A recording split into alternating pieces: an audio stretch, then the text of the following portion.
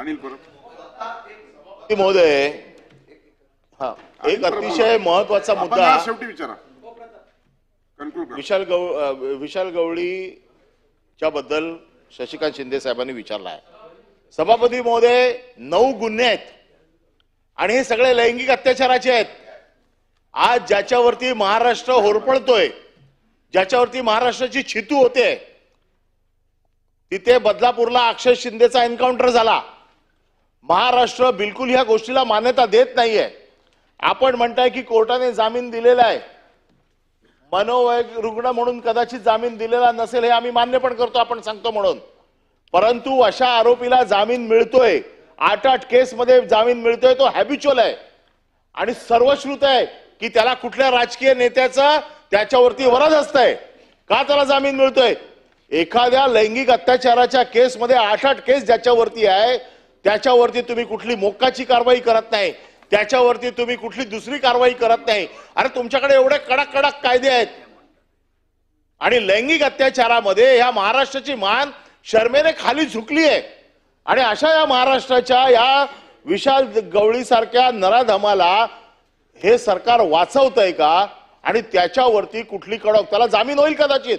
त्याला preventive action म्हणून तुमच्याकडे किती कायदे आहेत. प्रिव्हेंटिव्ह ऍक्शन म्हणून तुम्ही त्याला 2-2 वर्ष आतमध्ये ठेवू शकता. आज जेलमध्ये गेलात तर 75% लोक तुम्ही असेच आतमध्ये डांबून ठेवलेले आहेत आणि असे लोक बाहेर फिरतायत.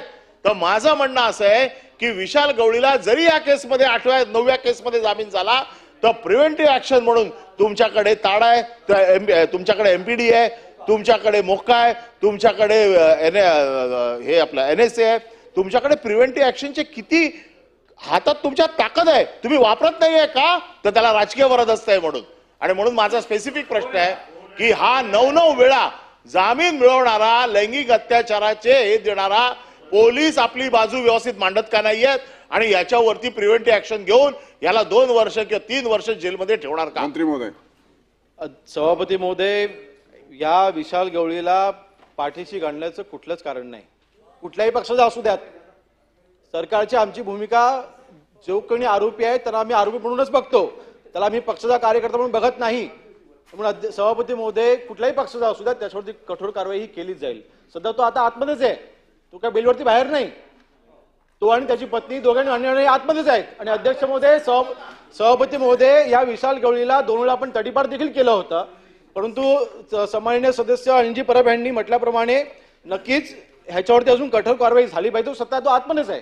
परंतु ह्याच्यावरती MPID सारखा जर का आपला कलम गुन्हा दाखल करता आला, नक्कीच त्याच्यावरती आम्ही MPID देखील लावू. परंतु अध्यक्ष महोदय, सदर आरोपीला आम्ही सोडणार नाही, त्याच्यावरती कडक कारवाई केली जाईल. मंत्री महोदयांनी व्यवस्थित उत्तर दिले. मला वाटतं आता जास्तीचं काय आवश्यक, परबांनी जे मागणी केली त्या